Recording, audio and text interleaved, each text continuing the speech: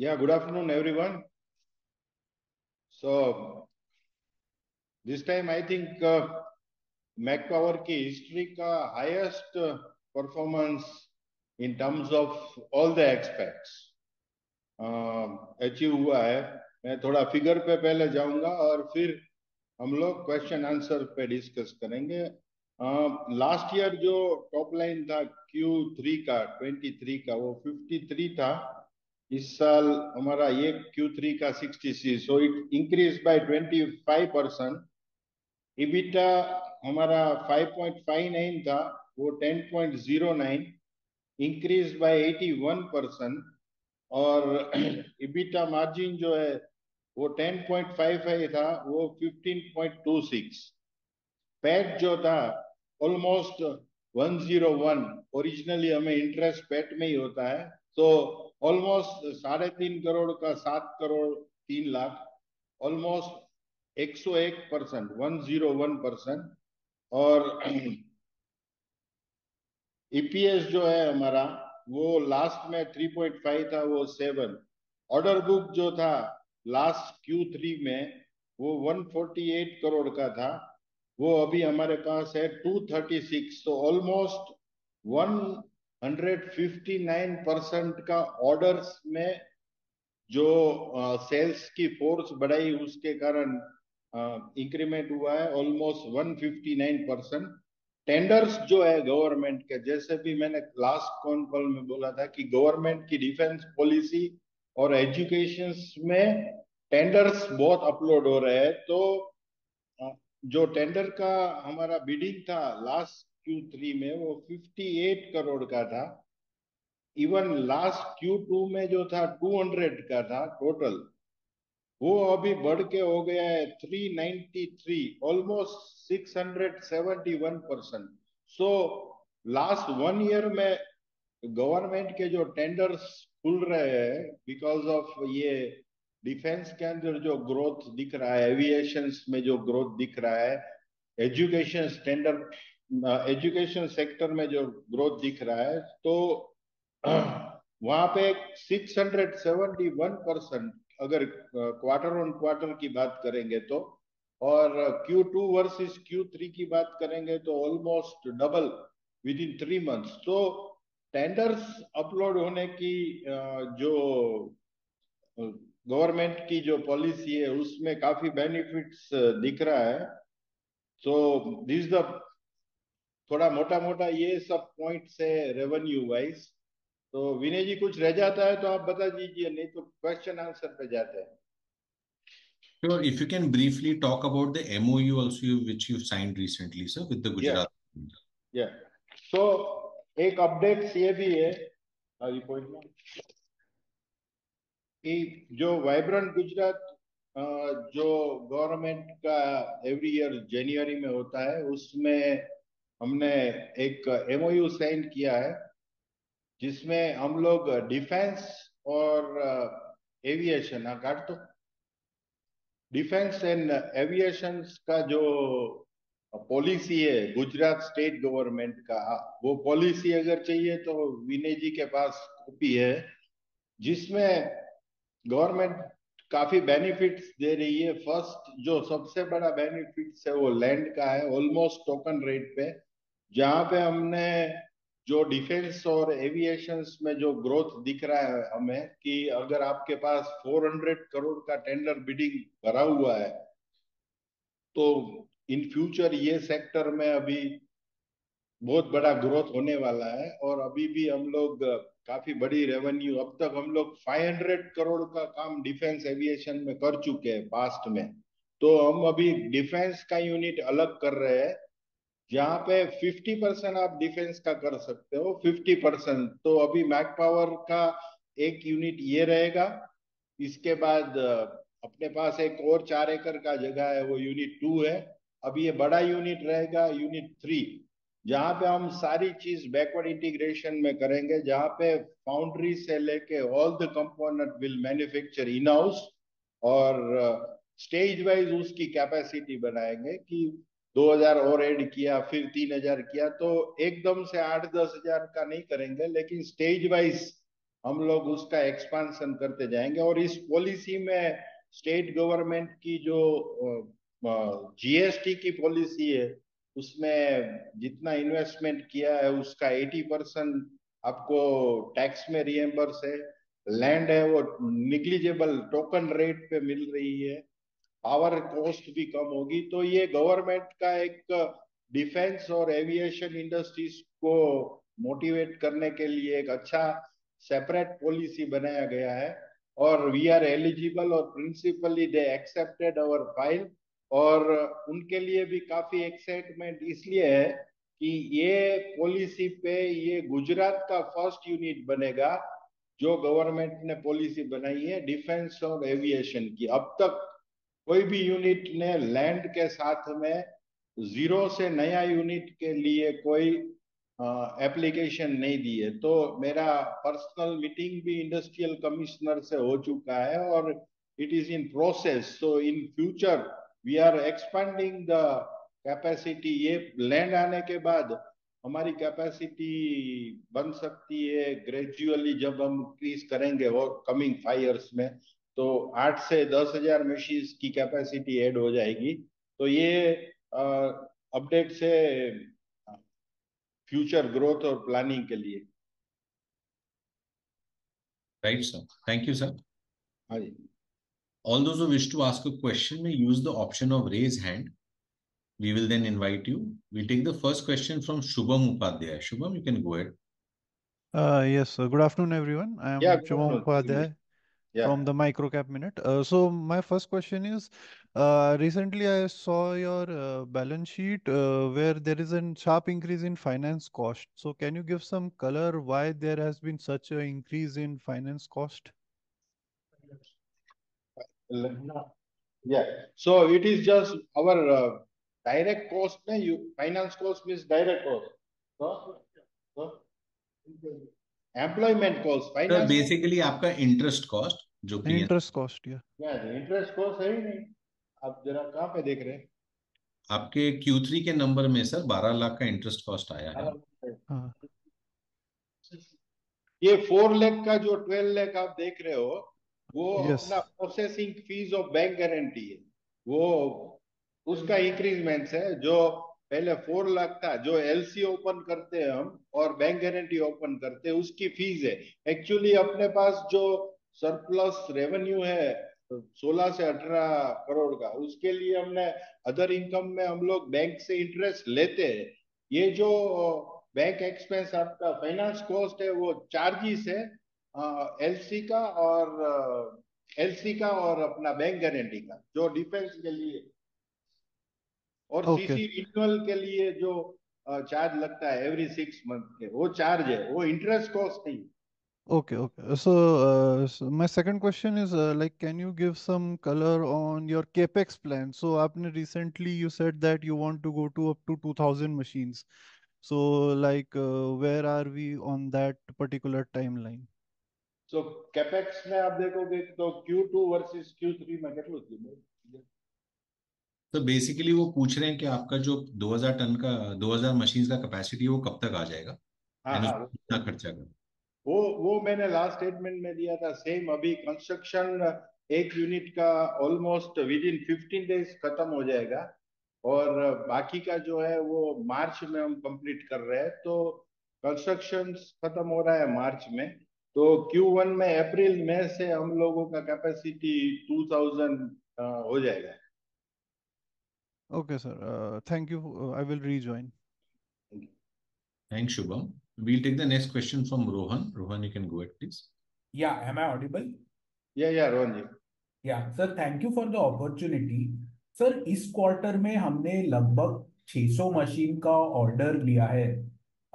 तो ये दी 600 मशीन्स ये कितने दिनों में हमें एग्जीक्यूट करना है सर? और इन द इमीडिएट फ्यूचर हमारा capacity to cater to these 600 machines, how is it placed? Cater करने के लिए जैसे मैंने पास्ट में बताया कि कोई 99% लोग जो है वो बैंक से या एनबीएफसी से लोन लेंगे। इसीलिए कैपिटल गुड्स में उनको सब्सिडी मिलता है 25% तक का। और इंटरेस्ट सब्सिडी मिलता है ऑलमोस्ट 75 to 80% का। इसलिए लोग लोन लेंगे। अगर लोन लेने लगे ना तो सब्सिडी नहीं मिलेगा। तो उनकी प्रोसेस में 15 दिन भी लग सकता है और 4 months भी लग सकता है। तो ऑर्डर बुक अपने पास मिनिमम आपका जो डिस्पैच है उसके सामने 4 टाइम चाहिए। अगर आपके पास 1,000 मशीन की ऑर्डर बुक है तभी आप 250 डिस्पैच कर पाओगे, क्योंकि आप क्रेडिट नहीं देते हो, आपका पेमेंट 100% आना चाहिए। तो 70% मॉडल्स जो है ऑर्डर बुक में वो स्टैंडर्ड होते हैं, फर्स्ट कम फर्स्ट। तो उनको चाहिए भी नहीं। आप बोलोगे कि ऑर्डर पे एडवांस दे दिया आपने 1 लाख रुपया या 5% या 10%, तो ऑर्डर बुक कंप्लीट करने में आपका जो फर्स्ट राउंड है वो 6 मंथ में हो जाना चाहिए। तो ये सब कंप्लीट करने में हमें 6 मंथ लग सकता है। स्टैंडर्ड मशीन के अंदर फर्स्ट कम फर्स्ट जिसका पेमेंट आया तो 70% प्रोडक्ट जो है वो स्टैंडर्ड रहेगी। और ऑलमोस्ट हम लोग 1500 से 2000 की बात करते हैं, लेकिन लास्ट क्वार्टर में फरवरी और मार्च में भी हमें 15 की जगह पे 1700 का कैपेसिटी ऐड भी हो जाएगा। तो ये ऑलमोस्ट 6 मंथ में आपको पूरा करना है। लेकिन आप उसको इस तरह से मत समझो, ये जो ऑर्डर बुक है उसमें मैंने पहले भी बताया था कि डिस्पैच जितना होता है उसके अगेंस्ट में 25% ऑर्डर बुक ज्यादा होना चाहिए। से फॉर एग्जांपल 140 मशीन्स गया है तो उसके सामने हमें 160 मशीन्स का नया ऑर्डर चाहिए।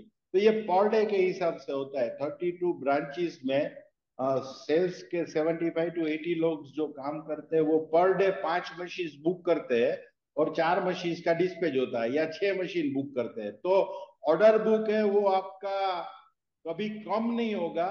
ऑलमोस्ट अगर पेंडिंग रिक्रूटमेंट है, कुछ एग्जीबिशन है, कुछ ऑफर्स लेके आते हैं तो ऑर्डर बुक हमेशा बढ़ता ही दिखेगा आपका। तो ये ऑर्डर बुक जो है वो परमानेंटली चाहिए हमें, क्योंकि प्लानिंग में हमारे पास 315 मॉडल्स है। तो ऑर्डर बुक नहीं होगी तो हम लोग प्लानिंग नहीं कर पाएंगे, क्योंकि जो मॉडल बनाएंगे वो मॉडल मार्केट को नहीं चाहिए, दूसरे मॉडल की डिमांड आ जाएगी। तो ऑर्डर बुक रिमेनिंग सेम, उससे बढ़ना चाहिए। आप अगर देखेंगे 5-6 क्वार्टर का ट्रेंड आप देखेंगे तो डिस्पैच की वर्सेस में ऑर्डर बुक बढ़ता ही जाता है। नॉर्मली आपके पास जो ऑर्डर है वो 6 मंथ में एग्जीक्यूट हो जाने चाहिए। समझ गया सर। सर मेरा सेकंड क्वेश्चन है कि हमारे प्रेजेंटेशन में हमने टाइप ऑफ मशीन में इस बार डीसीएम मशीन इंक्लूड किया है वेरी और गुड। उसमें 1 करोड़ से ज्यादा का रियलाइजेशन है। 2 मशीन बेचे, 2.1 करोड़ का टोटल वैल्यू है। तो ये मशीन कोई नया ऑफरिंग है हमारा और इसमें क्या अपॉर्चुनिटी देखते हो आप आगे?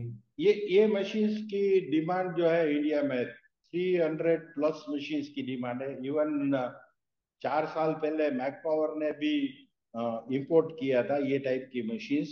और इंडिया में बनाने वाले 2 प्लेयर है, हमने एक तीसरा ऐड किया है। अब जो नेक्सा प्रोडक्ट हम बोलते हैं वीटीएल, एचएमसी, डबल कॉलम और ऑटोमेशन डिवीजन। अभी हमारे पास ऑटोमेशन डिवीजन में 2 वर्क है जिसका हमने स्टार्टिंग कर दिया, जिसमें रोबोटिक और गेंट्री। और उसके बाद डबल कॉलम के अंदर 2 मशीन्स का ऑर्डर हमने लिया है लास्ट मंथ में। उसका रियलाइजेशन हम लोग अप्रैल या मई में करेंगे। मशीन्स की डिलीवरी टाइम 3 to 4 मंथ रहेगी। उसके बाद कोयम्बतूर के अंदर और एमिक फोर्ज अभी लिस्टेड हुआ है, उसको हमने बड़ा बड़ा वीटीएल्स दिया है।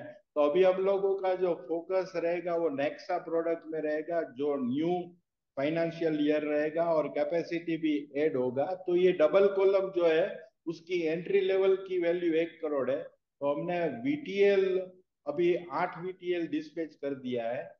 और सबसे बड़ा ऑर्डर हमारे पास है एमिक फोर्ज का, कलकत्ता बेस्ड कंपनी है जिसका लास्ट मंथ में आईपीओ आया था।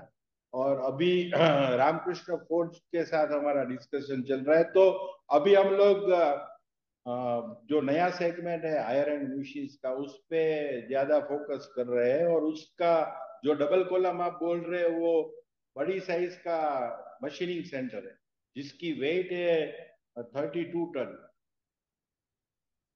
अंडरस्टूड। सर मेरा लास्ट क्वेश्चन है, आप गवर्नमेंट साइड पे ऑर्डर बिल्डअप देखोगे तो ऑर्डर रिसीव्ड 4 है और ऑर्डर एग्जीक्यूटेड 1 है, which is much lower than the past quarters. तो इसमें कोई डिले हो रहा है? How is this? उसमें क्वार्टर पे क्वार्टर नहीं जाएगा, बिकॉज उनकी मशीन्स काफी स्पेशल टाइप भी रहती है, और वो लोग पीडीए करने कंपलसरी आते हैं। जैसे कि Q3 में 2 मशीन्स रेडी पड़ी थी 1.5 करोड़ की, ऑर्डिनेंस डीआरडीओ पुणे की, लेकिन वो लोग कुछ बिजी शेड्यूल्स में इंस्पेक्शन करने नहीं आए।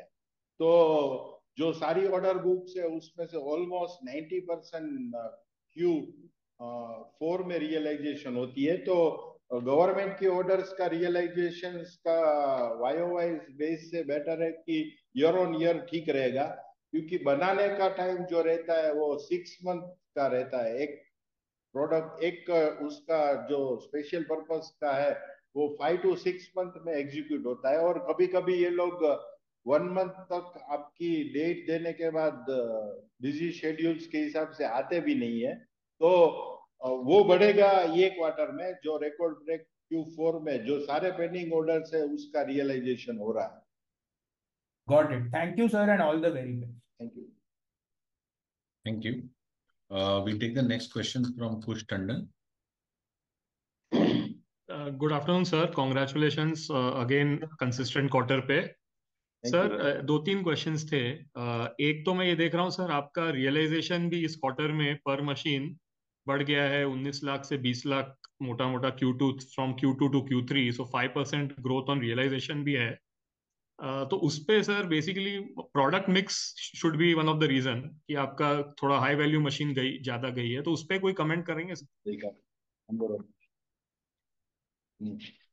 तो तो प्रोडक्ट मिक्स और थोड़ा वीटीएल्स हायर एंड का गया है, और गवर्नमेंट की जो ऑर्डर्स रहती है वो भी है, और मेनली वीएमसी में काफी अच्छा ग्रोथ मिला है हमें। क्योंकि आप देखेंगे तो ओवरऑल नंबर ऑफ मशीन्स भी, जो मैं रिकॉर्ड की बात कर रहा था, કેટલા થાય છે 300 ઈ બોઈલર ને આમાં લખ્યું નહીં છે, આમાં લખવું જોઈતું હતું। sir, basically 334 machines we have sold this quarter. 44 344। हाँ sorry, 344. अच्छा, So वो your रिकॉर्ड की बात है उसमें भी हाईएस्ट है। अब तक का जो Q3 का जो रिजल्ट है वो हर एंगल से 344 भी हाईएस्ट है नंबर ऑफ मशीन्स में। तो एवरेज प्राइस की जो आप बात करते हैं उसमें अगर एंट्री लेवल की मशीन्स कम गई और हायर एंड मशीन्स, क्योंकि आप जानते हैं कि 10 लाख से लेके 1 करोड़ प्लस की प्रोडक्ट है। कुछ गवर्नमेंट की जो है, जैसे कि से फॉर एग्जांपल एक मशीन बन रहा है बेल का, वो 1.5 करोड़ का है। तो हायर एंड मशीन ज्यादा जाने से और वीएमसी ज्यादा जाने से और नेक्सा प्रोडक्ट ज्यादा जाने से एवरेज प्राइस, लेकिन हम लोग ये ट्राई कर रहे हैं कि 20 लाख की एवरेज से नीचे नहीं जाना चाहिए। लेकिन अगर कम भी गया तो एवरेज प्राइस को आप इतना इंपॉर्टेंस मत दो। अगर से for example average price 18 lakh भी गया खुश भाई, तो 344 का हो जाएगा 364। ठीक है, समझ गया हूँ सर। सर हाँ। दूसरा, आपका मार्जिन अगेन ये क्वार्टर भी थोड़ा बड़ा है बेटा मार्जिन। सो सर क्या आपके पास 3-4 लीवर्स है? एक तो रियलाइजेशन बढ़ाना है मार्जिन के लिए, दूसरा कॉस्ट। सर तो ये मार्जिन स्टेडी स्टेट में sir can we look at 16-17% for the full year next year sir, मोटा मोटा अकॉर्डिंग टू यू? देखो ये क्वार्टर में हमने 14.5 का Q2 में था, उसके सामने 17% का EBITDA अचीव किया है। और एक्सपेंसेस पे अगर आप देखेंगे तो ऑलमोस्ट 17% ही रहा है।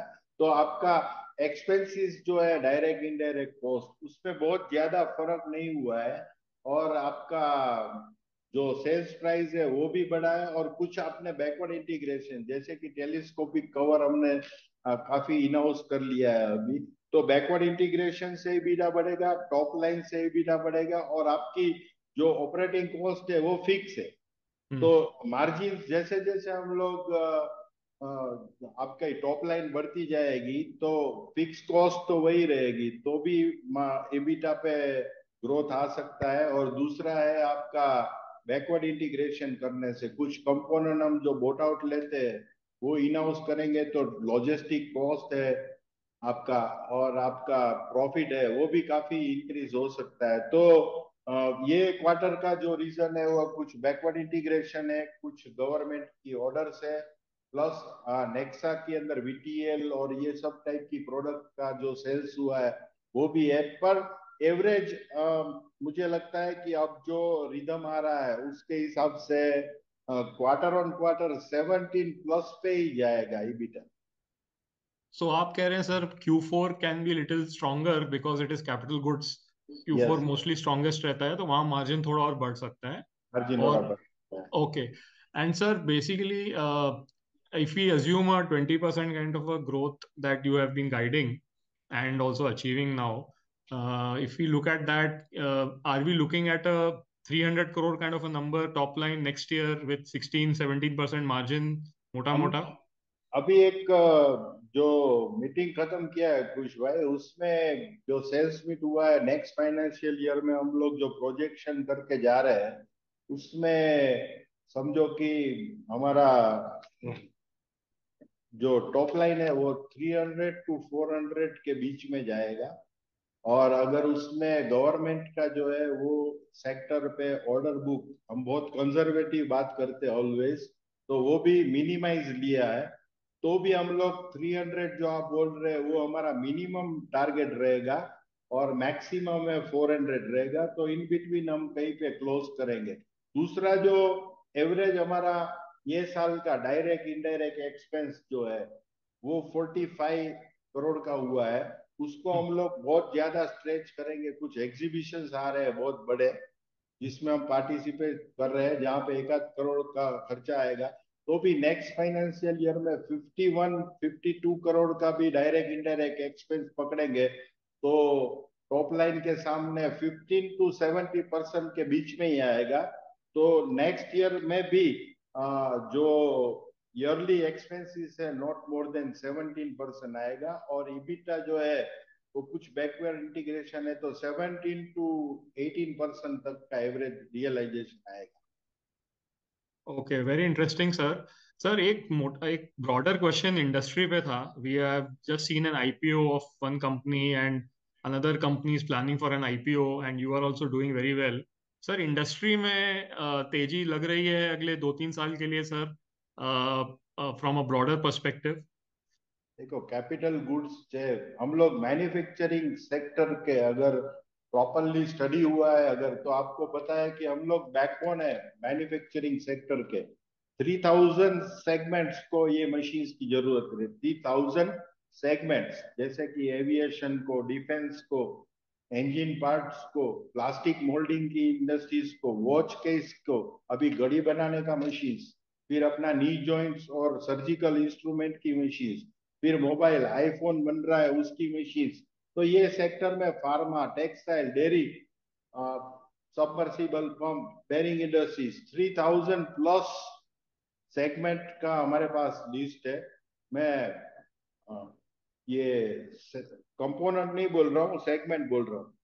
तो ओके। मैन्युफैक्चरिंग सेगमेंट को अगर ग्रोथ करना है, इंडिया की सारी मैन्युफैक्चरिंग सेगमेंट, चाहे वो डेयरी मशीन्स हो या डेयरी की इंडस्ट्रीज हो या रोड कंस्ट्रक्शन का हो, कुछ भी हो, उसको मशीन्स चाहिए। तो जो ग्रोथ मैन्युफैक्चरिंग सेक्टर का हम देख रहे हैं और गवर्नमेंट भी उस पर बहुत ही फोकस्ड कर रही है, 15 to 16% का ही कंट्रीब्यूशन है जीडीपी में मैन्युफैक्चरिंग सेक्टर का। अगर 1% भी जीडीपी में मैन्युफैक्चरिंग सेक्टर का ग्रोथ होता है तो मशीन टूल्स इंडस्ट्रीज को 100% काम करना पड़ेगा।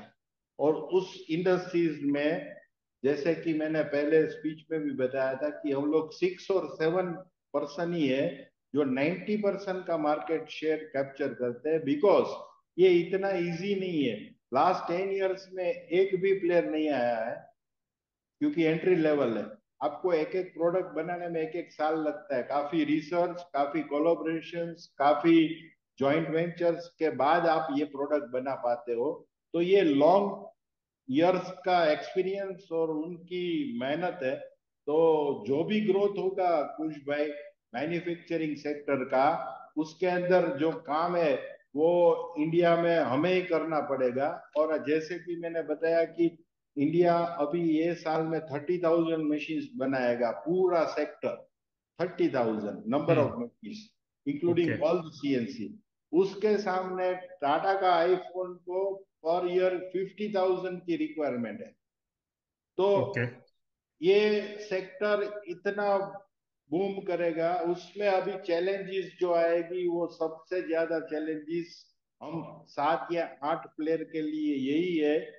R&D, रिसर्च एंड डेवलपमेंट, जिसके लिए मैक पावर एक R&D centre next financial year में जब ये लैंड मिल जाएगा उस टाइम पे R&D सेंटर एक छोटी जगह पे 1000 मीटर की जगह पे R&D सेंटर जहाँ पे 50 लोग रहेंगे, वो बैंगलोर में हम करेंगे कि वहाँ पे एक एनवायरनमेंट है R&D का, और प्रोडक्शन हम यहाँ पे करेंगे क्योंकि बैंगलोर में मैन्युफैक्चरिंग करना बहुत ही कॉस्टली है और मैन पावर भी नहीं मिलेंगे।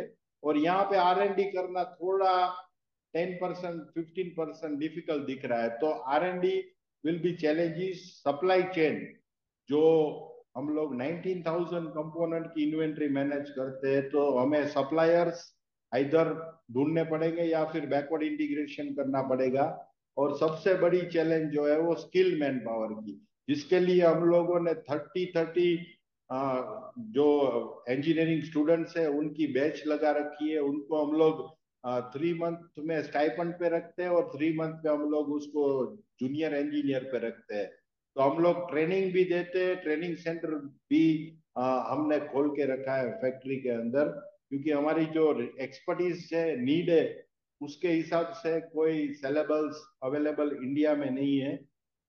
जर्मनी और रशिया में, जापान में अवेलेबल है be in machine tools, diploma in machine tools, लेकिन इंडिया में हम लोग एफर्ट कर रहे हैं। लेकिन अभी हमारी जरूरियात के हिसाब से हम लोग ये कोर्सेज जो है वो इन हाउस कराते हैं स्टूडेंट्स को। तो फ्यूचर में बिजनेस की चैलेंज नहीं आने वाली है। सबके पास एक एक साल की ऑर्डर बुक है, सबके पास। ऐसा नहीं है खाली मैक पावर इतनी ऑर्डर बुक लेके। आप जिस पहला क्वेश्चन था, आईपीओ आया दूसरी एक कंपनी का, उसके पास 3,500 करोड़ की ऑर्डर बुक दिखा रहा है। तो ऑर्डर बुक सबके पास भर भर के पड़ी है। चैलेंजेस जो है वो एग्जीक्यूशन की है। तो वो उसके लिए हम लोग बहुत ही तैयारी से आगे बढ़ रहे हैं। और एवरेज जो 25 से 30% की ग्रोथ कंपनी में होनी चाहिए। एक्सेप्शनल केस में अगर कोई बड़ा एक्सपांशन हम लोग गवर्नमेंट की हेल्प से करते हैं तो। Okay sir, congratulations, all the best once again. Thank you. Push, just one correction to the initial statement. The EBITDA margin for this quarter is 15.3%, excluding other income. Yeah. Noted. 15.2. We'll take the next question from Ajay Surya. Ajay, you can unmute, please.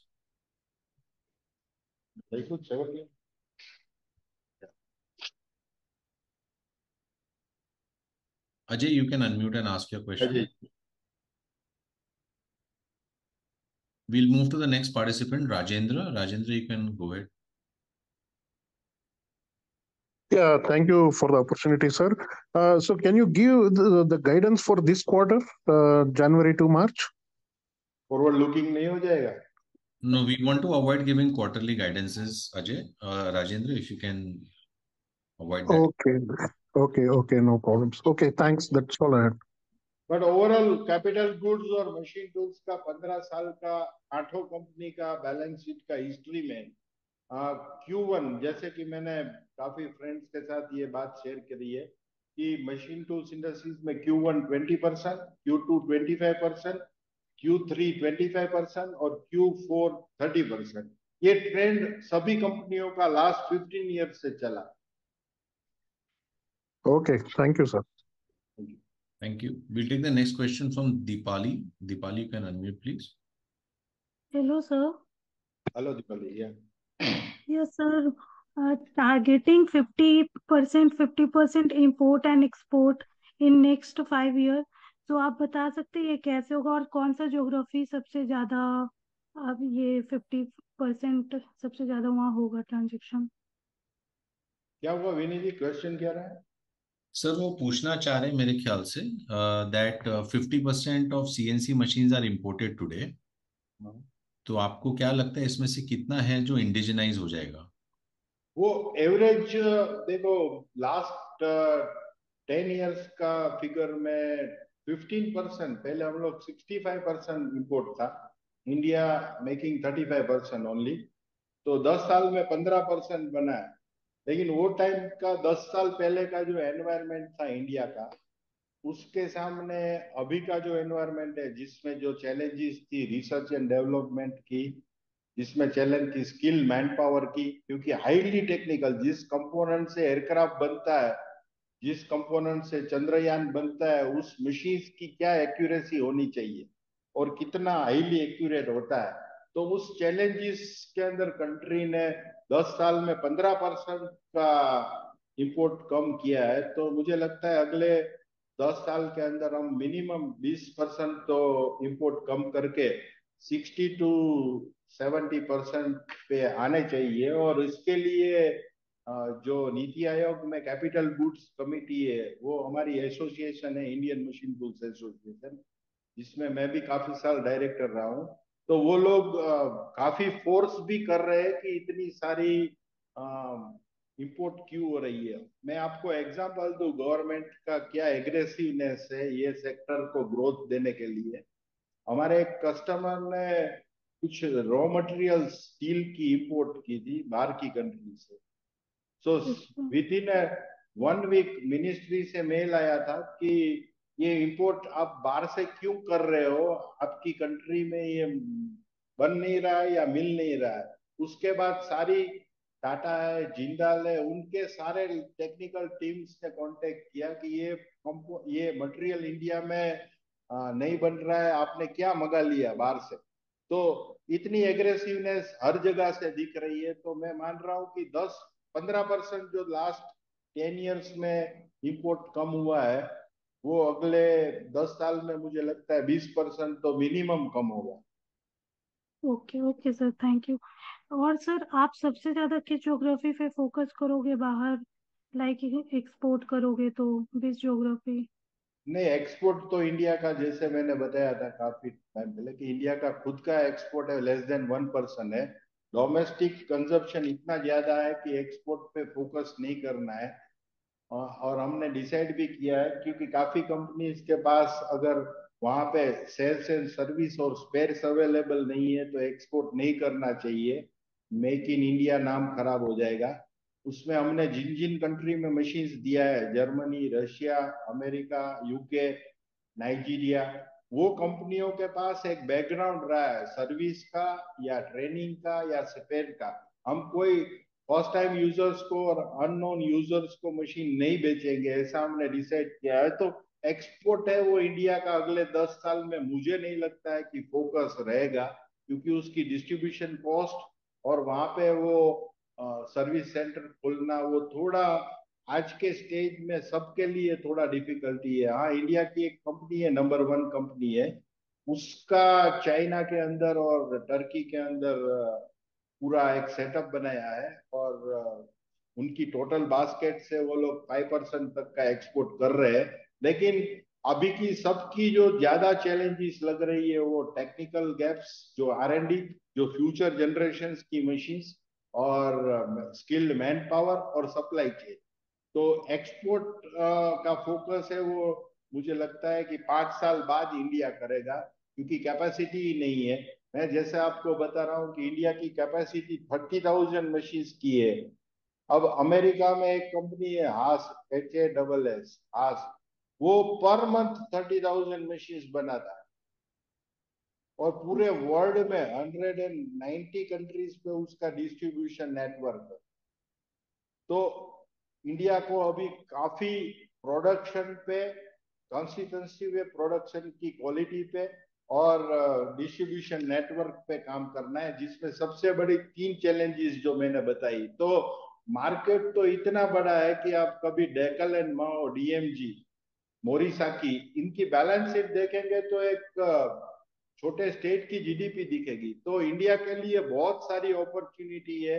अगर quality की हम बात करते हैं तो export जो import हो रहा है मशीन्स, वो मशीन्स और इंडिया जो बना रहा है उसकी एक सर्वे रिपोर्ट है इंडियन मशीन टूल्स के पास।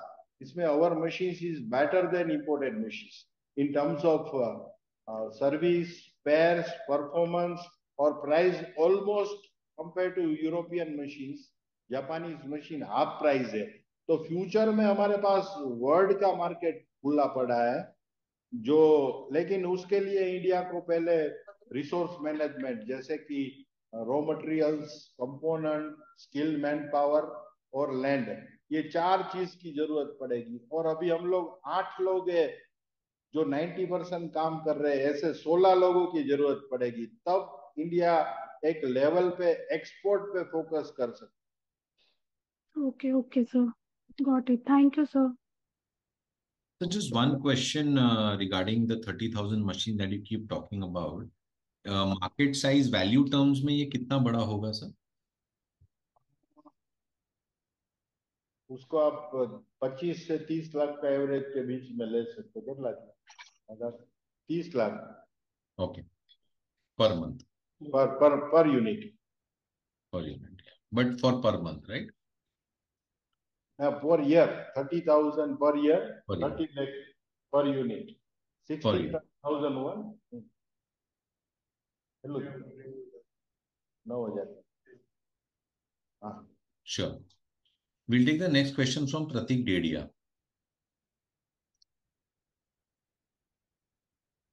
Am I audible? Yes, yes. Okay. Sir, very good numbers. मेरा क्वेश्चन ये है कि आपने बोला था कि ऑर्डर बुक आपको चाहिए रहता है हर साल बिजनेस करने के लिए।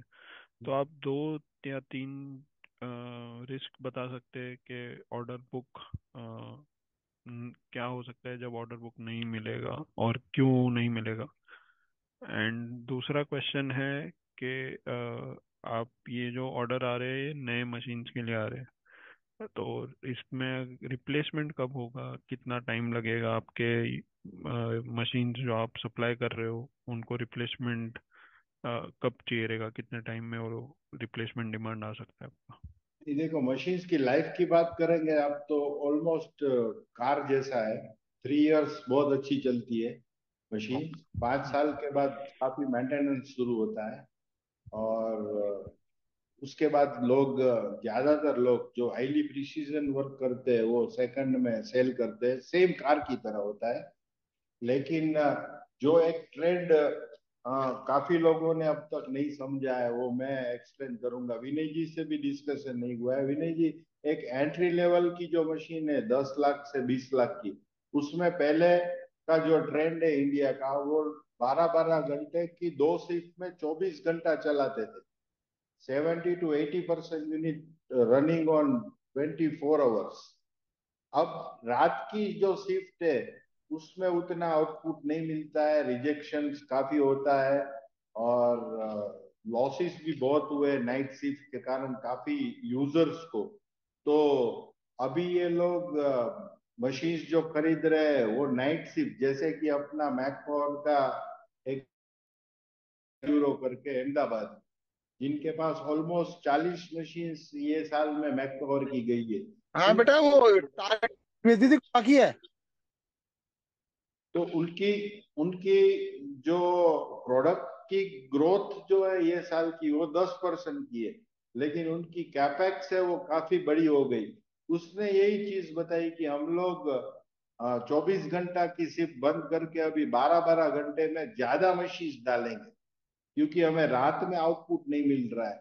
दूसरा ऑप्शन उनके पास ये खुला है कि ऑटोमेशन एंड रोबोटिक, जिसके लिए हमने उनके साथ एक टाई अप किया और एक रोबोटिक का यूनिट भी उनको दे रहे हैं, जिसमें 24 घंटा चलाना है लेकिन कोई मैन पावर की जरूरत नहीं।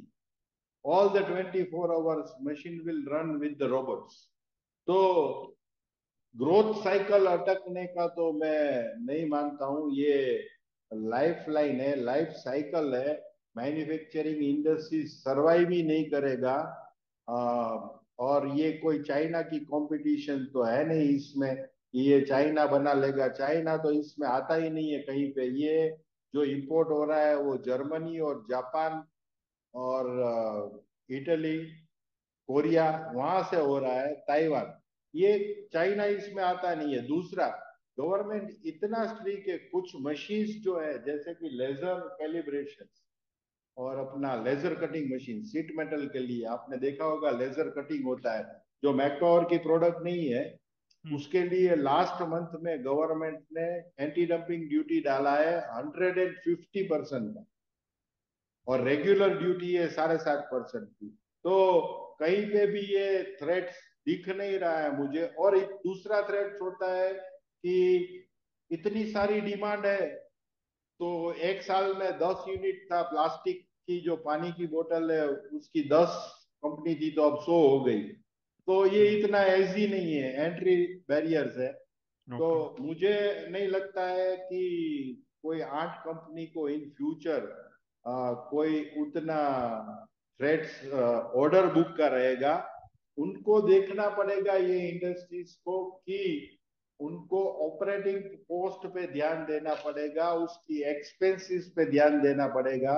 अगर 8 कंपनियों की बैलेंस शीट में आप देखोगे तो कोई भी कंपनी का डायरेक्ट इनडायरेक्ट एक्सपेंसेस 17% जो मैक पावर का है वो 24 से लेके 45% का है, जिसमें इंटरेस्ट कॉस्ट बहुत ज्यादा है, जिसमें ऑपरेटिंग कॉस्ट बहुत ज्यादा है, क्योंकि उनको ग्रोथ करना है इसलिए बहुत पैसा खर्च कर रहे हैं, लेकिन रियलाइजेशन नहीं हो रहा है।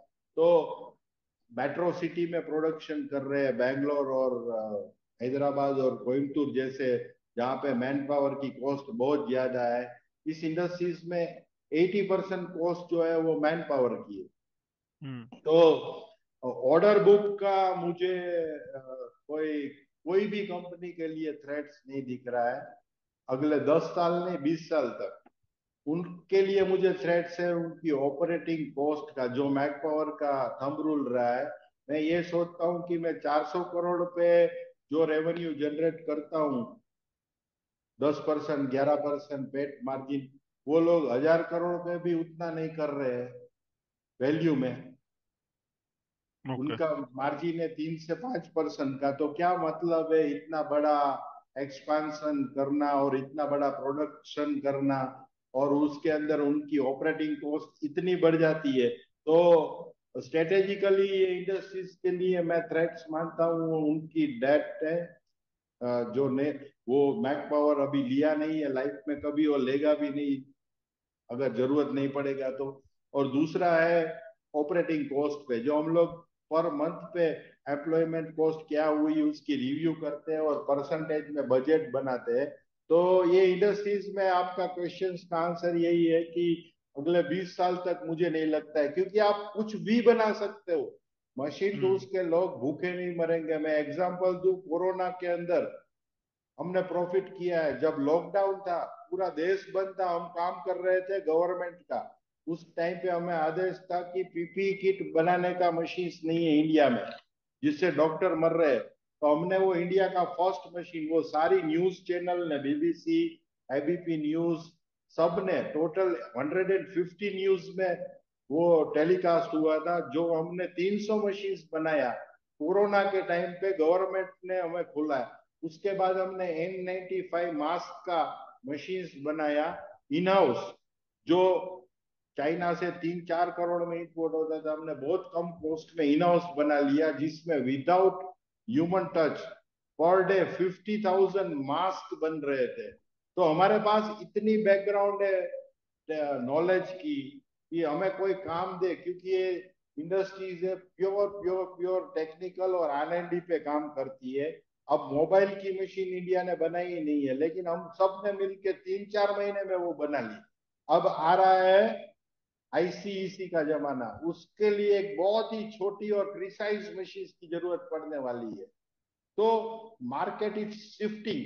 अब घड़ी बनाने के लिए इंपोर्टेड मशीन, जिसको हम लोग स्लाइडिंग हेड मशीन बोलते हैं, जिसकी एंट्री लेवल है 1 करोड़ की, अब इंडिया ने ये भी बनाना शुरू कर दिया और हम भी बना लेंगे जब अपना नया एक्सपांशन होगा। तो मार्केट शिफ्ट होता जाएगा, नीड बदलती जाएगी। आपको R&D पे ज्यादा स्पेंड करना है। कोई भी कंट्री की मैन्युफैक्चरिंग है वो कभी स्टॉप नहीं हो सकती है। जैसे कि एग्रीकल्चर स्टॉप नहीं हो सकता है, वाटर स्टॉप नहीं हो सकता है, ऐसे मशीन टूल्स इंडस्ट्रीज है वो कभी काम के बगैर बैठी रहेगी ऐसा मुझे नहीं लगता है। Okay, thank you. And second part, जो रिप्लेसमेंट वाला था, उसमें हाई एंड मशीन्स या आपने जो ऑटोमेटेड मशीन्स बताए, उसका आप बता सकते हैं कितना साल रिप्लेसमेंट होगा? मतलब अगर ह्यूमन यूज कर रहा है और अगर ऑटोमेटेड रोबोटिक मशीन यूज कर रहा है, उसमें कोई फर्क हो सकता है? नहीं, उसमें लाइफ साइकिल सेम रहेगी लेकिन उनकी आउटपुट है वो 24 आवर्स बाय 365। तो आपको अभी एक रिलैक्स भी नहीं मिल रहा है मशीन्स को 1 घंटे का भी। तो उतनी प्रिसाइज और उतनी temperature control, heat control, power fluctuation, उस पर बहुत ज्यादा वर्क करना पड़ेगा। थोड़ा R&D पे ज्यादा काम करना पड़ेगा कंट्री को। और वो अगर आप रोबोटिक्स के साथ मशीन सप्लाई करते हो तो करना ही पड़ता है। तो उससे लाइफ साइकिल में फर्क नहीं पड़ेगा, लेकिन जो ROI है रोबोटिक्स और ऑटोमेशन की, वो आज के टाइम पे 4 इयर्स की है। मैं ये मान रहा हूँ कि अगर कॉस्ट पे और R&D पे फोकस करते हैं तो 3 इयर्स की ROI आती है तो लोग इन्वेस्टमेंट करेंगे। क्योंकि अगली जो चैलेंज है कंट्री की वो स्किल्ड मैन पावर की शॉर्टेज है, जो आज की डेट्स में भी है कि 30% लोग बेकार घूम रहे हैं और 30% हम लोगों को एम्प्लॉयमेंट नहीं मिल रहा है। तो ये रोबोटिक ऑटोमेशन डिवीजन है वो फ्यूचर जनरेशन है, जहां पे हम कोई भी कंपनी का मशीन हो, खाली मैक पावर का नहीं, लेकिन वहां पे वो लोग हमारी रोबोट्स लगा के उनकी प्रोडक्शन कर सकते हैं। तो लाइफ साइकिल का कोई फर्क नहीं पड़ेगा। आ, उसमें हमें थोड़ा लाइफ साइकिल से बेटर है कि ब्रेकडाउन्स कम करने पड़ेंगे। लाइफ साइकिल ऑटोमेशन के बाद ऑलमोस्ट सेम ही रहेगी। ओके, तो अंदाजन 3 से 5 साल लो एंड से हाई एंड का? हाँ, सेम। आप कार कैसे चलाते हैं, हम लोग की 3 साल कुछ नहीं होगा और 5 साल के बाद थोड़ा मेंटेनेंस और फिर सेकंड में। Okay, got it. And last question, आपने बताया R&D कर रहे हो आप, तो आप बता सकते हैं कौन से इंडस्ट्री, कौन से सेगमेंट में आप R&D करने वाले हो? नहीं, अभी हमने जो फ्यूचर की जो रिक्वायरमेंट है उससे बहुत ज्यादा एडवांस में R&D कर लिया है। जैसे कि डबल कॉलम है, HMC हमने 2 साल पहले ऐड कर दिया था। HMC अब तक हम लोगों ने 12 से 15 मशीन मार्केट में और डिफेंस में दे दिए है। VTS अब तक 15 से 20 मशीन, अब पर मंथ 2 से 4 मशीन बन रहा है। तो R&D बहुत एडवांस में ही करना पड़ता है और वो हमने कर लिया है, थोड़ा पैशनेट भी हम। और आगे की जनरेशन में जो आने वाला है वो रोबोटिक और ऑटोमेशन है, जिसकी मार्केट जो है वो लेस देन 1% है आज के एज में। क्योंकि ऑटोमेशन से ज्यादा सस्ता उनको मैन पावर पड़ता है। लेकिन फ्यूचर को हमने देखते हुए रोबोटिक और ऑटोमेशन कर लिया है। ये चैलेंजेस जो आ रही है मैन पावर की, वो जिनके पास 50 से ज्यादा मशीनें हैं उनको आ रही है कि 50 दिन के और 50 रात के 100 एम्प्लॉय नहीं मिल रहे हैं। तो अभी जो ऑटोमेशन एंड रोबोटिक्स डिवीजन है उसमें बड़ी कंपनियां ही ज्यादातर इन्वॉल्व है। और फ्यूचर में मेरे ख्याल से कि मिड लेवल और स्मॉल लेवल के लोग भी इन्वॉल्व हो गए इसमें। तो रोबोटिक और ऑटोमेशन डिवीजन रहेगा। दूसरा, अभी मैंने एक चीज और भी, अभी आप पूछ रहे तो बीच में कि हम लोग अभी कॉरपोरेट्स पे ज्यादा फोकस नहीं कर रहे हैं फ्यूचर में कैपेसिटी बढ़ने के बाद। क्योंकि हम लोगों ने जो एरिया फोकस किया है वो इंडिया की जो मार्केट है उसका 30% मार्केट ही हम कैप्चर कर रहे हैं। 30% मार्केट से ये बिजनेस हम लेके आ रहे हैं। 70% को हमने टच ही नहीं किया है। इसलिए नहीं किया है कि वहां पे डिमांड बहुत बड़ी है। अभी आप मारुति में कांटेक्ट करोगे तो 200 मशीन्स की बात करेगा, होंडा पे बात करोगे तो 1000 मशीन्स की बात करेगा। उनकी कैपेसिटी नहीं है आपकी। तो वहां पे हम लोगों ने एंट्री भी नहीं ली है अभी तक, क्योंकि उनकी डिस्ट्रीब्यूशन कॉस्ट और terms and condition, credit system, ये फ्यूचर का रिक्वायरमेंट है। तो उसके लिए एक्सपेंस बढ़ाना नहीं है।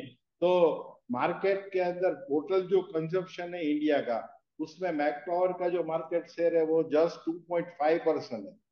अभी भी मैक पावर के लिए मार्केट में डबल करने के लिए बहुत इजीली बिजनेस ग्रोथ के लिए, ऑर्डर बुक के लिए आप देखोगे तो अवेलेबल है। लेकिन ऑर्डर लेने के बाद अगर एग्जीक्यूट टाइम पे नहीं होता है तो हम पैरेलल काम कर रहे हैं। 25 से 30% का ग्रोथ इन कैपेक्स करके कैपेसिटी इंक्रीज करना और साइमल्टेनियसली आपकी ऑर्डर बुक बढ़ाना। Okay, got it. Thank you. Thanks, Pratik. We'll take the next question from Richa Agarwal. Richa, you can unmute, please. Sir thank you for the opportunity. Sir my question is कि हम लोगों का भी जितना presentation देख के समझ में आता है काफ़ी सारा डिमांड एरोस्पेस एंड डिफेंस का हम केटर कर रहे हैं। तो इंडस्ट्री वाइज अगर देखा जाए तो कितना demand A&D aerospace and defence से आता है विद इन दिस CNC, और हम लोगों का कितना एक्सपोजर है टुवर्ड्स दिस सेक्टर? अभी का जो कंजप्शन की हम फर्स्ट बात करें तो इंडिया में नंबर 1 कंजप्शन जो हो रहा है वो आज भी ऑटोमोबाइल है। 30% से ज्यादा और 30% के आसपास का कंजप्शन खाली इंजन पार्ट्स में हो रहा है। उसके बाद का जो अपकमिंग मार्केट था वो डाई एंड मोल्ड्स था। हर चीज की जो डाइज है, प्लास्टिक है या मेटल है, उस पे VMC की रिक्वायरमेंट रहती थी। लेकिन ये बीच में जो आपने बताया वो एरोस्पेस और डिफेंस, उसका मार्केट जो बढ़ा है उसका रीजन ये हुआ है 2-3 कि मेक इन इंडिया पे हम लोग ऑर्डिनेंस फैक्ट्री का जो टारगेट है वो बढ़ा है, वो एक्सपोर्ट भी कर रहा है। प्लस जो 200 करोड़ से नीचे के टेंडर है वो जो हमारे ब्रैकेट में ही आते हैं, उसके लिए only Indian participation can entered in this sector. तो 200 करोड़ से कम के टेंडर जो है वो ज्यादा निकल रहे हैं, जिसके कारण डिफेंस और एविएशन का भी काम बढ़ा है। और मैक पावर का जो टोटल बिजनेस है उसमें 15 to 20% डिफेंस एंड एरोनॉटिक्स से आ रहा है। लेकिन उसमें भी बहुत सारी अपॉर्चुनिटी है कि आप स्काई इज लिमिट कर सकते हो। इसीलिए हम लोग जो नया यूनिट की बात करते हैं, अगर गवर्नमेंट ने हमें प्रोजेक्ट तो प्रिंसिपल सैंक्शन कर दिया है तो फ्यूचर में हम लोग डिफेंस के लिए जो ये नया यूनिट कर रहे हैं वो Mac Power defence separate entity रहेगा, 100% मैक पावर सब्सिडी। तो दूसरा सेक्टर मैक पावर के लिए हाईएस्ट है ये डिफेंस एंड एविएशन है, और तीसरा जो है die and moulds. Okay okay और सर, जो थैंक यू। सबसे बड़ा अगले 5 साल में जो सेक्टर बनने वाला है वो इलेक्ट्रिकल ईवी का है, जिसमें मोबाइल से लेके ईयरफोन से लेके लैपटॉप से लेके सारा चीज बनने वाला है। इसी से लेके जो अभी स्टार्ट हुआ है इंडिया से, टाटा का आईफोन से, वो सेक्टर सबसे बड़ा सेक्टर होगा नंबर वाइज और वैल्यू वाइज। जिसके लिए थोड़े मॉडल्स में मॉडिफिकेशन करने हैं, वो मेरे ख्याल से विद इन 6 मंथ हम लोग ये सेक्टर में भी काम करना और सैंपलिंग करना शुरू कर देंगे। करेंटली कोई इंडियन कंपनी है जो ऑलरेडी अपॉर्चुनिटी को केटर कर रही है, जो आप मोबाइल फोन मार्केट जो बता रहे हैं हमारी इंडस्ट्री में से? ऐसे है 2 प्लेयर या 3 प्लेयर को काम मिला है, 3 को मिला है शायद, और सबको इनवाइट किया था। लेकिन टर्म्स के हिसाब से काफी कंपनी ने किया, काफी कंपनी ने नहीं किया। थोड़ा रिजिड और स्ट्रिक्ट पेमेंट और उसका क्वांटिटी देने का और जो रिप्लेसमेंट की कंडीशन थी, ट्रायल लेने की कंडीशन थी, बहुत ही ज्यादा रिजिड लगी, जो इंडियन प्लेयर को शूट नहीं होनी चाहिए। 6 मंथ ट्रायल करेंगे 10 मशीन, हर 10 मशीन पे 1 मशीन एक्स्ट्रा देना है, पेमेंट है वो 6 मंथ के बाद है। तो काफी चीज, और आपको 1000 मशीन 500 मशीन एक साथ में देनी है। तो कुछ टर्म्स कंडीशंस सूट नहीं हुई है। पर इंडिया में 6 लोगों को इनवाइट किया था, उसमें हम भी थे, लेकिन हमने कोई पार्टिसिपेशन नहीं किया है। और इंडिया में 2-3 कंपनियों ने ये सेक्टर में सैंपलिंग और कुछ सप्लाईज की है। सर ये कौन सी कंपनीज हैं, आप एक बार नाम शेयर कर सकते हैं मैं जस्ट टू दूसरे अंडरस्टैंड के दिस बारे सेक्टर? में दूसरा बात ओके ओके। एंड सर हम लोगों का R&D एक्सपेंस कितना है? मतलब मुझे ये जानना था कि अगर इसमें हमें कुछ भी टेक लीड लेना है तो हमारा ऐसा क्या क्वालिफिकेशन है that will be able to beat other players? क्या हमारा कोई टाई अप होगा या हमारा क्वालिफिकेशन सब कुछ इन में हाउस टेक्नोलॉजी है? क्वालिफिकेशन में 50 इयर्स का ये कंपनीज का एक्सपीरियंस मशीन टूल्स के अंदर, और 35 इयर्स का हमारा प्रोडक्शन में, और 25 इयर्स, ऑलमोस्ट 22 इयर्स का मैक पावर CNC का एक्सपीरियंस, जो ये लाइन में सबसे बड़ी अ, बोली जाती है एसेट, वो एक्सपीरियंस है। उसके साथ में हमारे पास 35 to 40 लोगों की R&D की टीम है।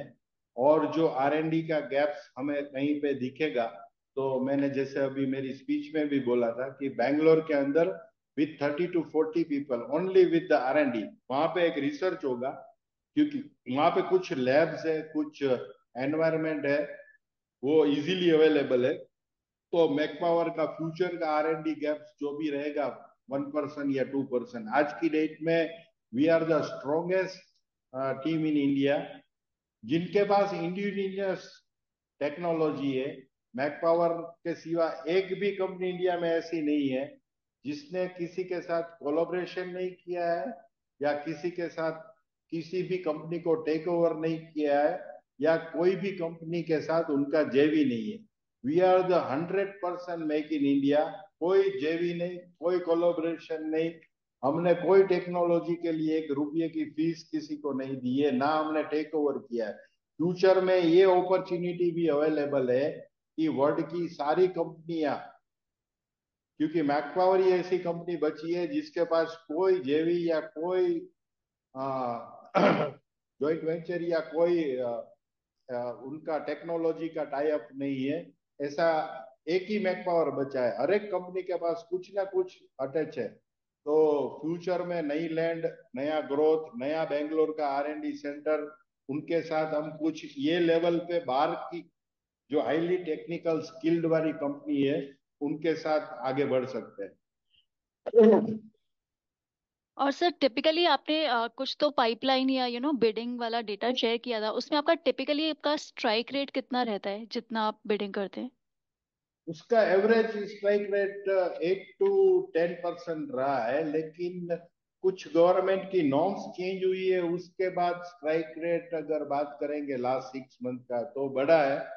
जिसमें रिवर्स ऑप्शन होता है कि L1 कोई भी आया हो, उसकी प्राइस फिक्स हो जाती है, फिर आप रीबिड कर सकते हो, जिसमें आपका हर 10 मिनट में प्राइस चेंज होता रहता है। तो उसमें हम लो कॉस्ट मैन्युफैक्चरिंग में पावरफुल है, इंटरेस्ट कॉस्ट है नहीं, और ऑपरेटिंग कॉस्ट बहुत कम रख के काम कर रहे हैं।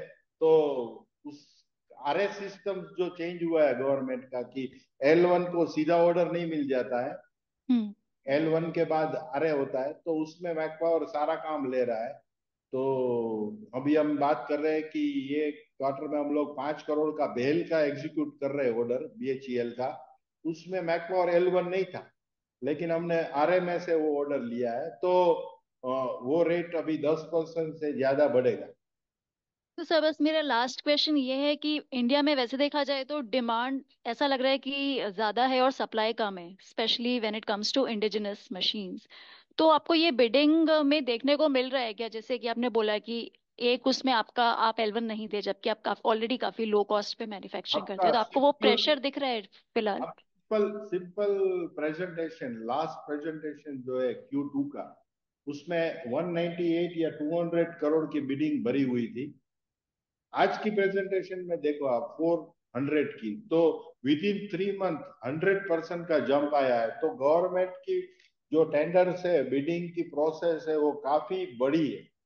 नहीं, मेरा सवाल ये था कि क्या मार्जिन प्रेशर आपको देखने को मिल रहा है? Like are people very aggressive when it comes to trying to be the L1 bidder? Nobody is aggressive. वहां पे 5 लोग से ज्यादा हम है ही नहीं, 4 या 5 लोग ही बिडिंग कर रहे हैं, उतना नहीं है। लेकिन अगर आपको वो ऑर्डर चाहिए तो आपकी मार्जिन्स पे आप कॉम्प्रोमाइज करके, अगर आपको टॉप लाइन बढ़ानी है, और अगर आपकी ये मशीन जो है वो स्टैंडर्ड बास्केट में आती है, जो R&D नहीं है, वो रेगुलर प्रोडक्ट में आती है, तो आपको डोमेस्टिक प्राइस तक जाने में कोई अर्ज नहीं है।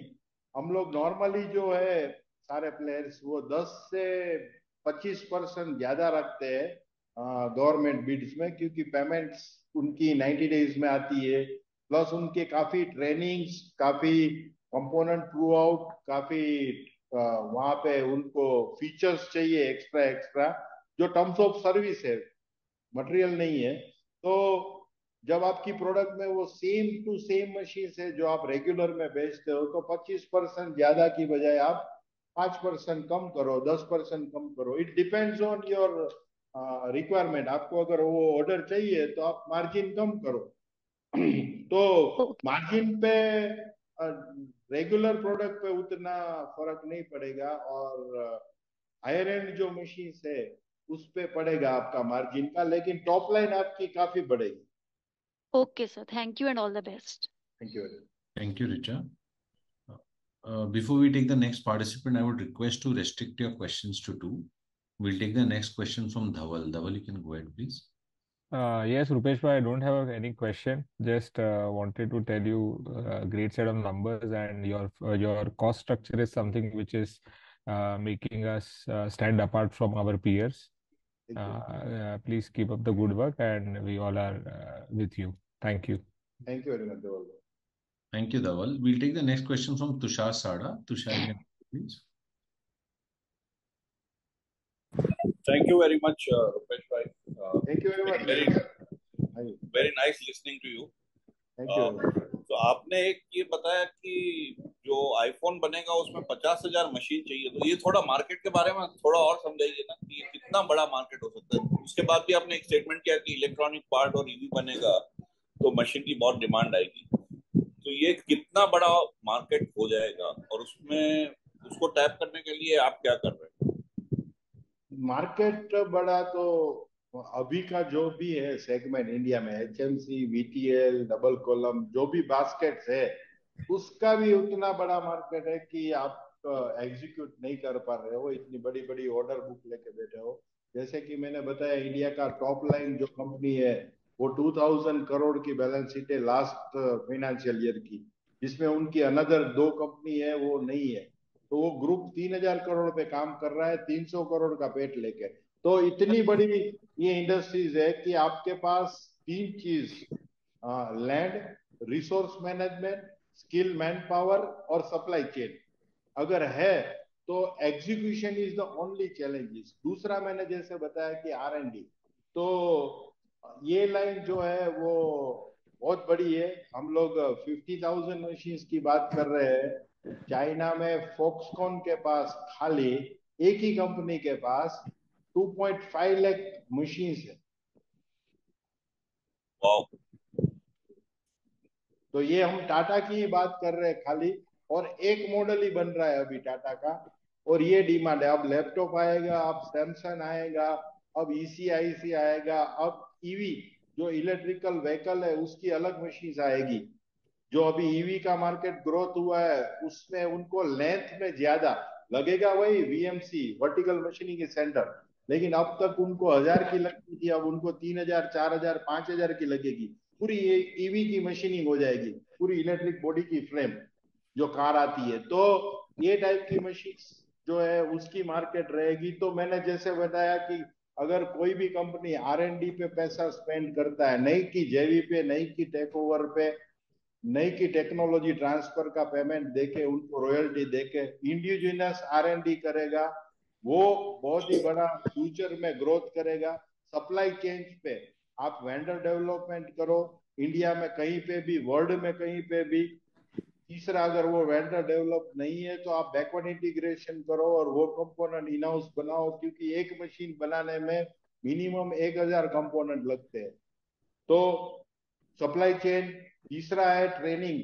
हम लोग ट्राई कर रहे हैं थ्रू एसोसिएशन और AICT जो इंडिया का एजुकेशन सिस्टम है, उसमें diploma in machine tools, diploma in अपना बी इन मशीन टूल्स का सिलेबस ऐड किया जाए, कि हमें ये पढ़ाने का टाइम जो लगता है 3 से 6 महीना वो कम लगे। तो resource management, supply chain, indigenous R&D centre नहीं की बाहर की कंपनी का, और स्किल मैन पावर। अगर कोई भी कंपनी ने ये 4 चैलेंजेस, और 5वां मैं मान रहा हूं कि एक्सपेंसेस पे कंट्रोल, और डेट पे कंट्रोल। अगर ये चीज की तो वो कंपनी इंडिया में, जैसे ये वर्ल्ड की कंपनी जो है डेकल एंड माओ है, फानुक है, फिर आपका आस है, मोरिसा की है, वो फॉर्च्यून 500 में आती है।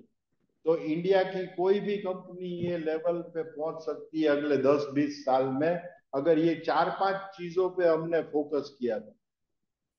ये जो आपने आईफोन का बताया, तो मोबाइल में तो India is already number 1 in manufacturing, तो बाकी मोबाइल में भी लगता है आपका? अभी कुछ नहीं है। अभी मेरे हिसाब से इंडिया का 200 या 250 मशीन्स उन्होंने ट्राई किया है इंडिया का। बाकी सारे 3,500 से 4,000 मशीन जो आए हैं वो जापान से आए हैं, फानुक से। आईफोन क्या नहीं, मैं बात कर रहा हूँ बाकी आईफोन मोबाइल। की अंदर ही बात कर रहा हूँ। आईफोन का नहीं, मैं बाकी मोबाइल का पूछ रहा हूँ आपको। मोबाइल में वी आर ऑलरेडी बाकी नंबर सब मोबाइल कंपनी का अभी एमओयू हुआ है, लैंड लिया है। जैसे आप सबको मेरे से ज्यादा नॉलेज है कि सैमसंग भी आ रहा है अभी इंडिया में। और अभी ये लोग क्या सोच रहे हैं कि हम इन हाउस में बनाएंगे। जैसे जैसे इकोसिस्टम डेवलप होगा तो वो लोग चाइना में जैसे आउटसोर्सिंग होता है काफी, फॉक्सकॉन का, कोई फॉक्सकॉन का भी वेंडर 50 मशीन लेके मशीनिंग कर रहा है, तो ये भी इकोसिस्टम डेवलप होगा। अभी तो इंडिया शुरुआत कर रहा है मोबाइल की। फ्यूचर में वो डिमांड को मैच करने के लिए, जैसे ऑटोमोबाइल में उनकी एंसलीज होती है, वैसे वो लोग आउटसोर्सिंग भी करेंगे। तो मोबाइल रुपेश भाई, मेरा क्वेश्चन अलग है। जैसे ये कंपनी है डिक्सॉन, ये ऑलरेडी मोबाइल बना रही है और काफी बड़े क्वांटिटी में बना रही है, तो वो लोग भी यूज कर रहे हैं क्या आपका सीएनसी मशीन? मुझे उसमें उन्होंने शायद जो चाइना और ताइवान के अंदर जो ताइवान की कंपनीज का अवेलेबल है, और इस लाइन में नंबर 1 है वर्ल्ड में फानुक जापान का, ये टाइप की मशीनों में, तो शायद वो फानुक का यूज करते होंगे या ताइवान और जापान का। क्योंकि मुझे लगता है कि इंडिया ने ये मशीन बनाया उसको जस्ट 3 से 4 महीना ही हुआ है। तो आप जिस कंपनी की बात कर रहे हो उनके बारे में मुझे नॉलेज नहीं है, लेकिन वो 99% बाहर की कंपनी का ही होगा। ओके, थैंक यू रुपेश भाई। Thank you, Tushar. We'll take the next question from Nikhil Abhyankar. Nikhil, you can go ahead, please.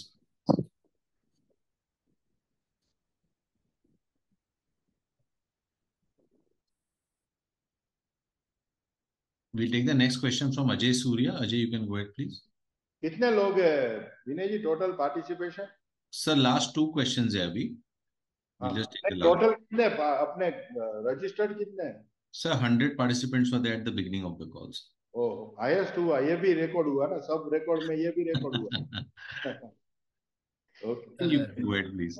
Yeah, congratulations sir on a good set of numbers. Sir, जैसा आप बोल रहे थे कि man power काफी ज्यादा difficult है इस इंडस्ट्री में, तो सर जैसे अभी अपना कैपेसिटी तो 2000 मशीन का हो जाएगा, और जैसे अपन ने एमओयू साइन किया है और अपन अपनी कैपेसिटी 7-8 हजार मशीन की लेके जाने वाले हैं, तो सर आपने जैसे प्रीवियसली भी स्केल किया 1000 से 2000 मशीन पे, तो सर वो आप कैसे डिफिकल्टी देखते हो टू अक्वायर न्यू टैलेंट, और ये आप कैसे देखो, अपना मैन पावर की मैं बात करूं तो मैन पावर का आप जनरल थंब रूल पकड़ लो, मैन पावर ही है। शायद वो कंस्ट्रक्शन का हो या हमारा हो, हमें थोड़ा स्किल चाहिए।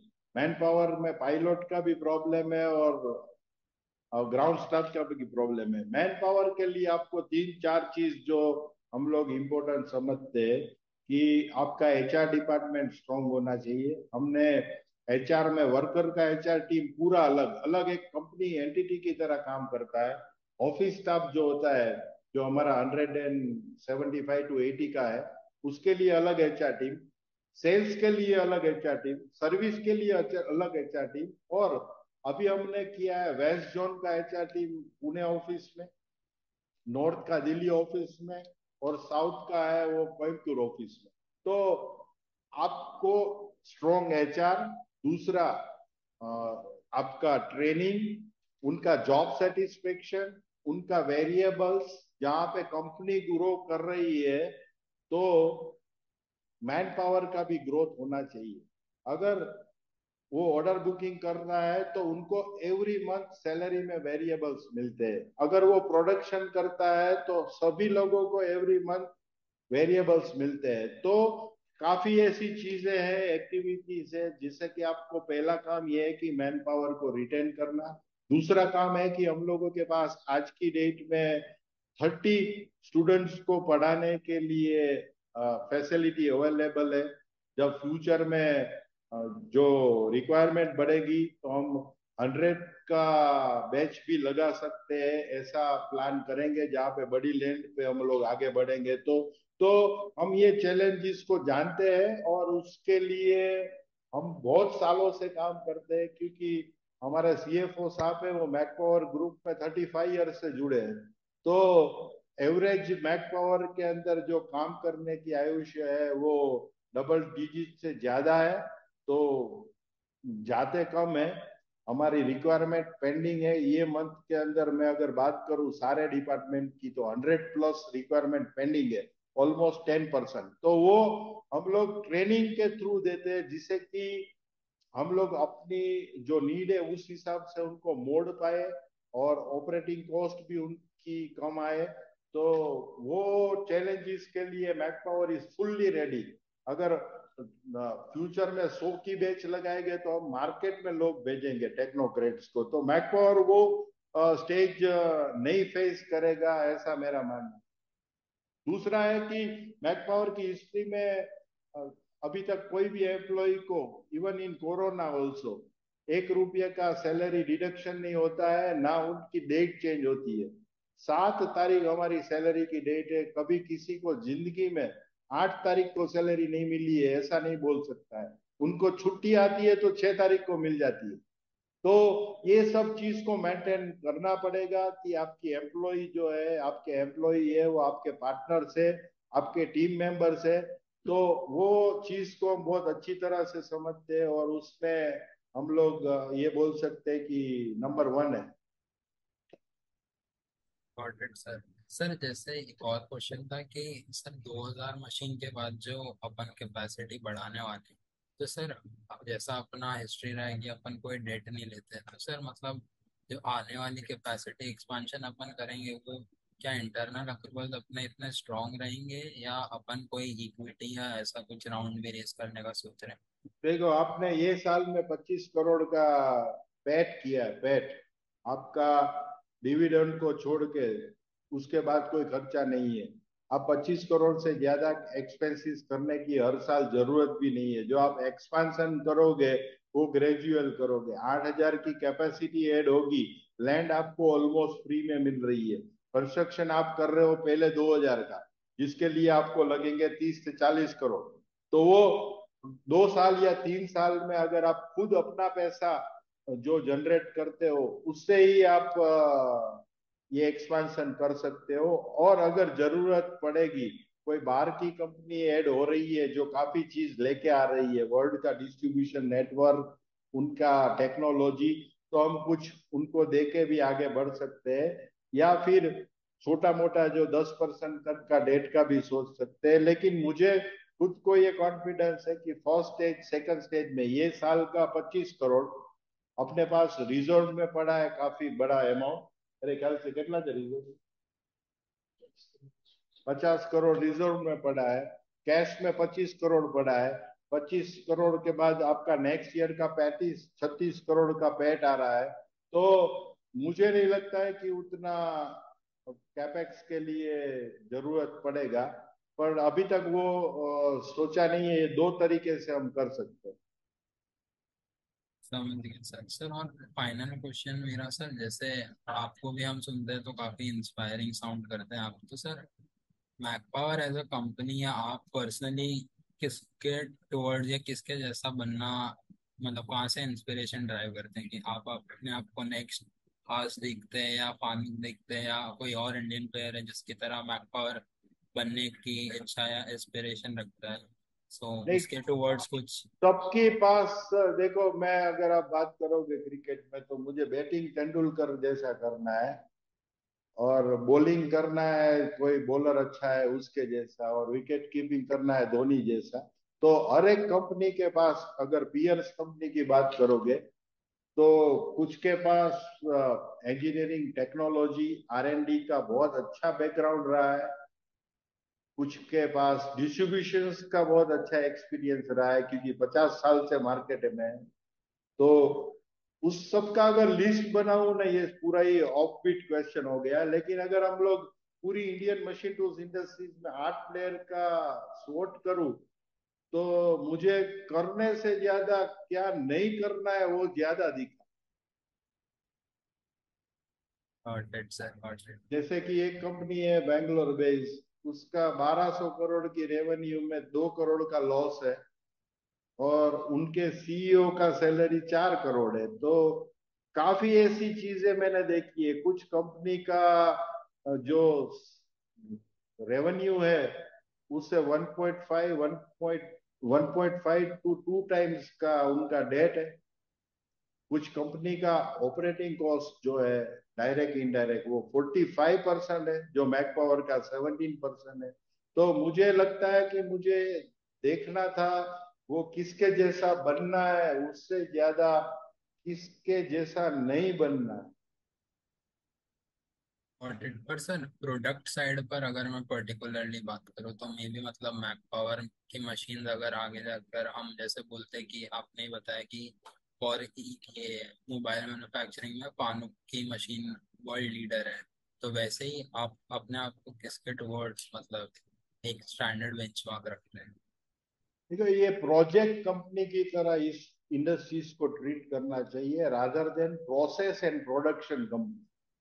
तो 70% जो ये है कैटलॉग प्रोडक्ट है, 30% है वो स्पेशलाइज है, अनसर्टेन बिजनेस, इसलिए कि आपके पास 315 ऑर्डर में 315 मॉडल में से कौन सा मॉडल का ज्यादा ऑर्डर बुक बढ़ेगा आप बहुत ज्यादा प्रिडिक्ट नहीं कर पाते हो।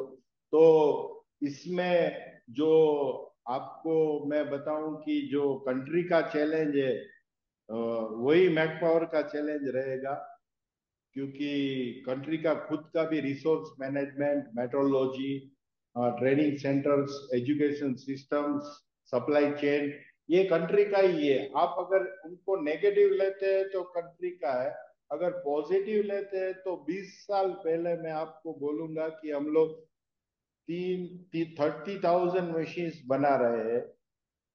मेरे पास एक इंडियन मशीन टूल्स पे डाटा था, 1992 के अंदर मशीन टूल्स का कंजप्शन था इंडिया का 365 करोड़, 365 करोड़ कंजप्शन, और आज की डेट में है 36,000 करोड़। तो उसमें कंजप्शन वाइज और प्रोडक्शन में भी इंडिया 16-17 हजार करोड़ बना रहा है। तो काफी बड़ा चैलेंजेस कंट्री ने पार भी किया है, और अगले जो 10 साल में आएगा वो लास्ट 30 इयर्स में जो नहीं हुआ है कंट्री में वो होने वाला है। वो आप सब एनालिस्ट तो आपको मेरे से ज्यादा नॉलेज है, लेकिन मेरी इंडस्ट्रीज में मैं बात करूं तो सिंपल थंब रूल है, अगर मैन्युफैक्चरिंग सेक्टर GDP में 1% का ग्रो कर रहा है तो हम लोगों को 100% आगे बढ़ना है। दूसरा, ये सेक्टर के अंदर मैं काफी सालों से हूं, तो मैंने एक, आप जैसे अलग डिस्कशन कर रहे हैं तो मैं बताऊं कि मैंने बहुत साल पहले 2 चैलेंजेस देखी थी ये इंडस्ट्रीज के अंदर।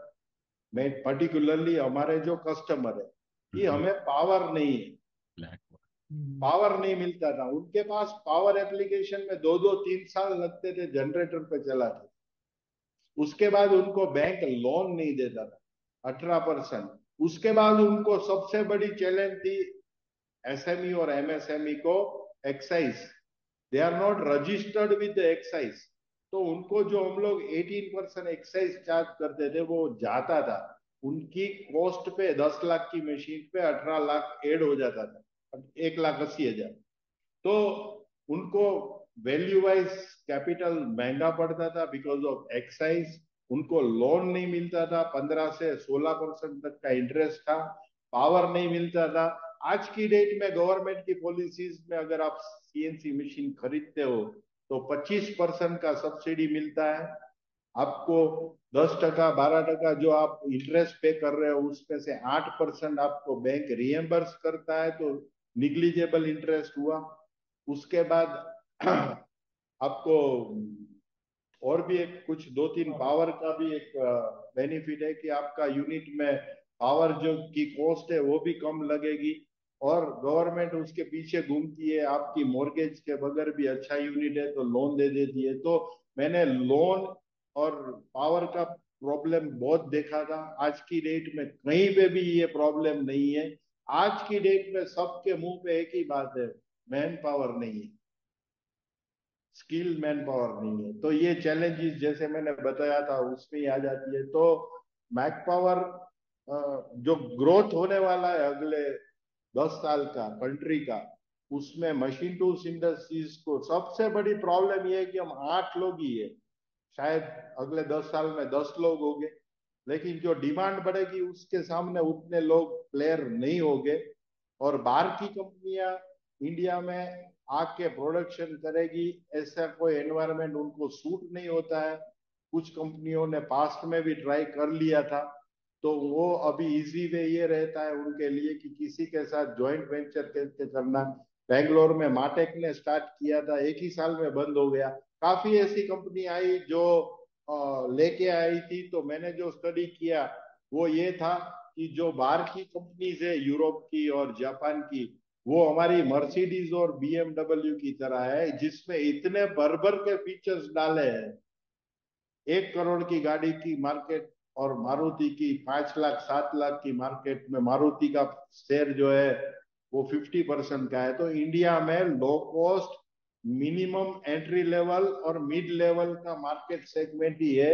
यूरोप की और जापान की कंपनीज जो आ रही है वो भर के फीचर लेके आ रही है, जो फीचर इंडिया में कभी वो ओन भी नहीं करेगा। तो वो चीज को वो नहीं समझ रहे हैं। और इंडिया का जो हमारा वर्किंग का कल्चर है, सप्लाई चेन से लेके मैन पावर हैंडलिंग का, वो भी नहीं समझेंगे, तो दे आर फेल्ड। पर अभी वो लोग 8 में से 6 कंपनी का किसी न किसी के साथ कुछ ना कुछ रिलेशन है बाहर की। अब जो बचा है वो मैक पावर है। तो इतना इजी नहीं है।